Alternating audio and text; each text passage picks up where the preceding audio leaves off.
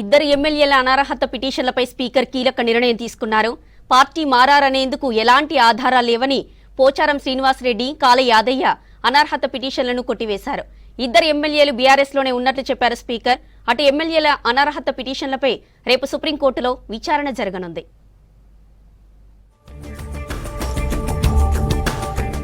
Party మారారనే ఆరోపణలు ఎదుర్కొంటున్న ఇద్దరు ఎమ్మెల్యేలపై స్పీకర్ గడ్డం ప్రసాద్ కుమార్ కీలక నిర్ణయం తీసుకున్నారు. ఎమ్మెల్యేలు పోచారం శ్రీనివాసరెడ్డి, కాళ యాదయ్యకు స్పీకర్ క్లీన్ చీట్ ఇచ్చారు. పోచారం శ్రీనివాసరెడ్డి, కాళ యాదయ్య బీఆర్ఎస్ లోనే ఉన్నట్టు స్పీకర్ తీర్పులో చెప్పారు. ఇద్దరు ఎమ్మెల్యేలు పార్టీ మారారనేందుకు ఎలాంటి ఆధారాలు లేవని, వీరిపై అనర్హత వేటు వేయాలని దాఖలైన పిటిషన్లను కొట్టివేశారు స్పీకర్.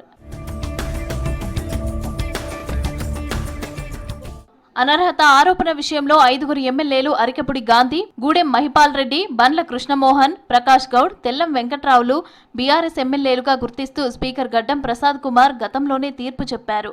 మొత్తం 10 మంది ఎమ్మెల్యేలపై పార్టీ ఫిరాయింపు ఆరోపణలు రాగా 7గురికి క్లీన్ చీట్ ఇచ్చారు. జగిత్యాల ఎమ్మెల్యే సంజయ్పై విచారణ పూర్తి కాగా తీర్పు రిజర్వులో పెట్టారు. ఎమ్మెల్యేలు దానం నాగేందర్, కడియం శ్రీహరిపై అనర్హత పిటిషన్లను స్పీకర్ ఇంకా విచారించాల్సి ఉంది. ఎమ్మెల్యేల అనర్హత పిటిషన్లపై రేపు సుప్రీంకోర్టులో విచారణ జరగనుంది. సుప్రీంకోర్టులో విచారణ దృష్ట్యా ఒకరోజు ముందే స్పీకర్ తీర్పు వెలువరించారు.